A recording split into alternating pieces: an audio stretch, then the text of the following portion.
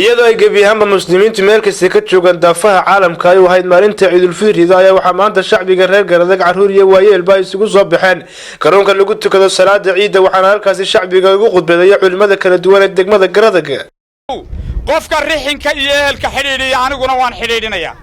waman qadaha qofka gooyana batata aniguna waan goynayaa aanu ducayno waa deriskeeno waajib bay naga saaran waa qaraabadeena waa ehelkeena kuwa inaga fogfog ee yana dhibaatada haysana ilaahay ha ka dulqaado toddobaadada soo socda deegaankeena hawl badan baa ka jiri doonta oo runtii u baahan inaynu ku baraarugsanaano taasoo ah dhinaca diiwaangelinta marka waxa jiri doonta inaynu isu iman doono inaga wax qaaliya oo ciidka ku saabsan u diraya dhammaan muslimiinta meel kasta daafaha adduunka ka joogaan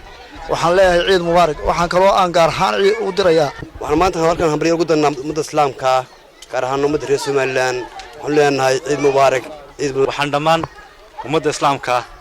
aan u dirayaa hambalyada maalinta ciida waxaan leeyahay hambaliyo ilaahay haynaga aqbalo rabadaan taa in ku soo soonnay ciida barakaysan aqbalo ilaahay haynaga aqbalo dhamaanteen jaan siciyaan leh waxaan salaanta islaamku salaamaya dhammaan ummadda islaamka meel kasta joogaan waxaan leeyahay